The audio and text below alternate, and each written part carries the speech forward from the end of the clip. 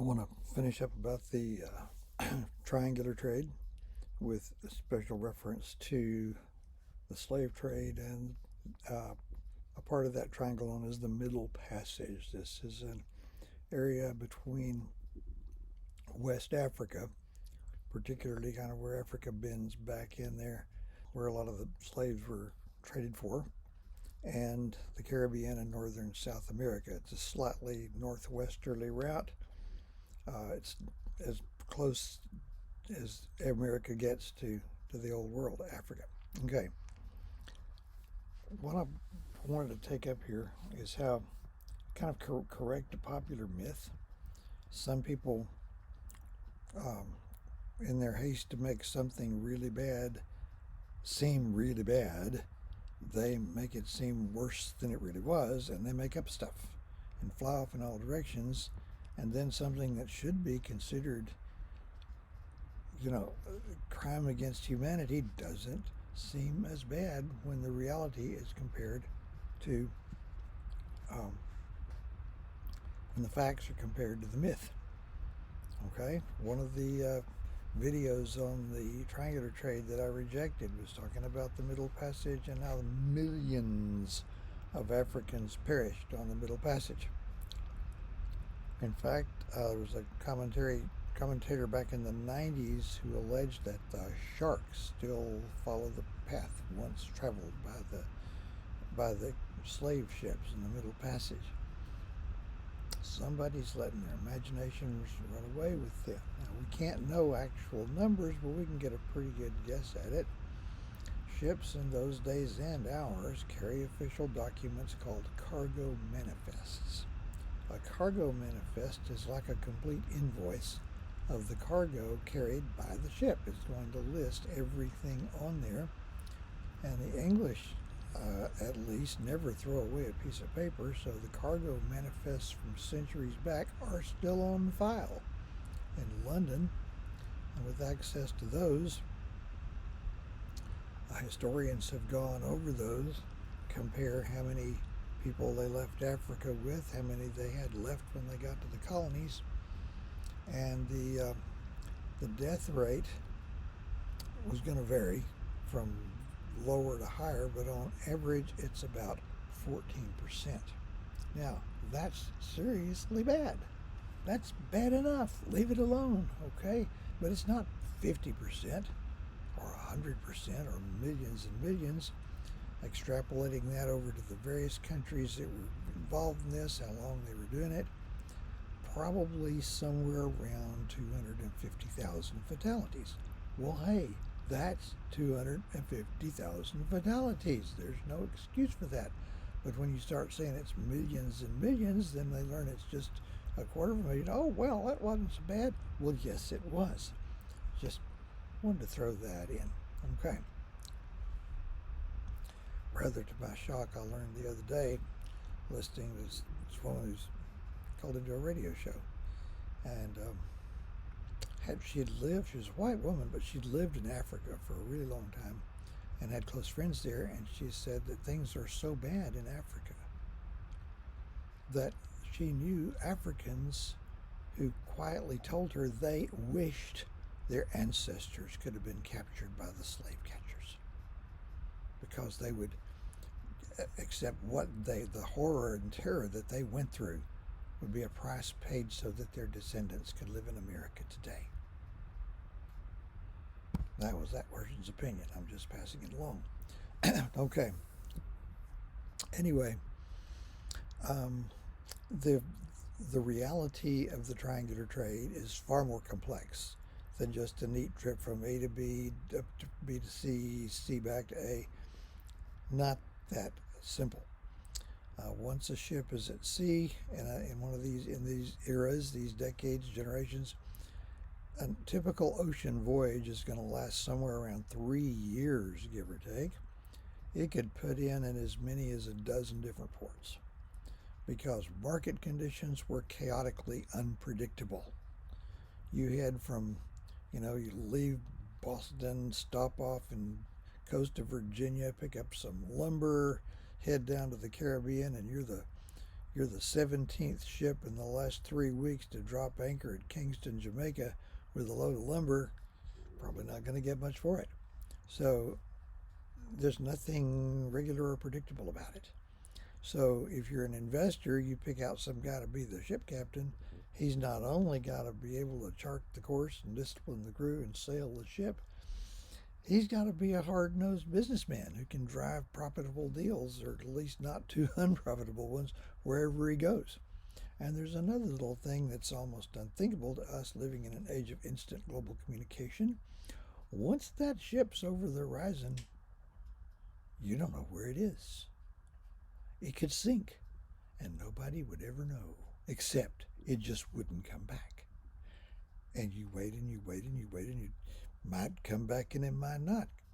So let's say you're one of these investors, and fortune smiles. Actually, about 1 out of every 5 ships that went out never did come back.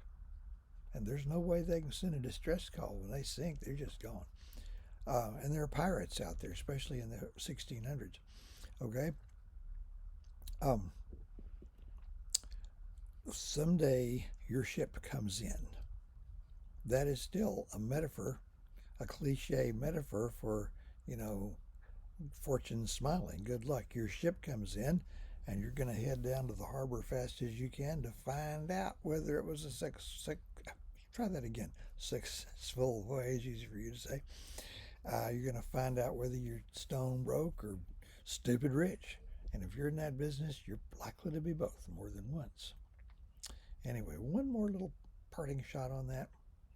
There are still houses dating from the colonial period and the age of sail into the 19th century along the coast, and these would be houses that only, ship captains and officers could afford. And they have very steeply pitched roofs, and the top has this flat thing up there with a little railing around it, and you can go up there and walk around. What was that little architectural feature called? That was called a widow's walk. Your husband is at sea, serving as an officer on a ship. Maybe he's the captain of a ship. And you spend time most days up there staring at the horizon, straining your eyes, looking for a sail that might or might not ever come in. This was a dangerous business. Okay. So the northern colonial economy, most people are farmers. We don't know the percentage, but it's high. Many of them double as, quote, manufacturers, unquote, because they make a lot of their own stuff. Plus, you have professional craftsmen who make a wide number of things. Blacksmiths would count, tailors and seamstresses and barrel makers and brick makers and such as that. Domestic manufacturing. You have professional fishermen along the coast in fishing boats, locally constructed. The same people who build, that's commercial fishing. And you have shipbuilding. They're building ships, lots of them, as many as they can. And they're really good, high-quality ships. And you have a class of merchants who own ships, sometimes fleets of them, and they engage in commercial shipping, international trade, sometimes outside, sometimes inside the empire, along a very complicated, unsystematic structure of so-called triangular trade routes. It ain't over, okay? Since you have towns and villages, your farmers can sell surpluses, and not everybody fits into these categories. You're going to have shopkeepers, you're going to have businessmen, you're going to have teachers, you're going to have clergymen, you're going to have lawyers. So it's a much, much more varied tapestry of people in the economy than you would find in the South. Now, the next thing about the northern colonies, let me back this up a step. This is not just the northern colonies in general. Okay, this is New England in particular. That's 4 colonies: Massachusetts, Rhode Island, Connecticut, New Hampshire, mainly Massachusetts. This has to do with a land distribution system unique to those colonies. As for the middle colonies, New York, New Jersey, Pennsylvania, Pennsylvania used the headright system, like the colonies further south. New York and New Jersey, which had started out as one land claim owned by the Dutch, their land titles traced from the years when the Dutch owned the place, and farmers tended very strongly not to be landowners, but to be tenants paying rents. Back to New England. They used a system of land distribution we call the township system. Okay? And it's begging to be compared and contrasted to the headright system used in most of the colonies. Now, whereas, by way of review, whereas in the headright system, anyone who paid their way could claim any 50 acres of land nobody else was claiming, there's nothing systematic about it. People just scattered out randomly, helter-skelter across the landscape. It's not completely helter-skelter because the land fronting on navigable rivers, of which there were many penetrating the mainland, that's going to go first because that river is your access to the markets of the world. But you tend to end up with a thinly spread population and low population density. For a long time, a virtually complete absence of towns and villages. And as I mentioned when we were talking about it, a dysfunctional society. Okay, you get almost the opposite of that in the township system. The head colonies that used the township system did not grant land directly to individuals, as was done in the headright. The ones used in the township did not grant land directly to individuals. Instead, the legal chain here, the king would claim ownership of the land without bothering to have anybody pay the Indians. The king would grant a charter to a company to set up a colony, and with that would go a land grant. So the land title passes from the king to the chartered company or colony. The colony will then grant land to whichever system. This is true all up and down the coast. But in the headright, they would grant the land to organized groups of settlers. Now, the focal point here, the ground zero here, is the early years in Massachusetts, the time of the Great Migration when people were flocking in by the hundreds every year. But they would grant land to organized groups of settlers. Typically, they're whole families, maybe interrelated families, because during that time, sometimes whole farm villages in England are transplanting to Massachusetts, whole church congregations, or some people coming over and not part of a group. They would join one when they got here to qualify for the land grant. Okay, now the land that's granted to this group of people has already been surveyed, so they assign them an area known as a township, or an area big enough to support a village and surrounding farmland. All right, that's called a township. So you control the development of the frontier. It's almost, metaphorically speaking, like building a brick wall. Because Boston, you have a concentric half circle of towns around that, then another one, and then another one, and like that. So you don't have the isolation and low population density. The size and shape of the townships varied.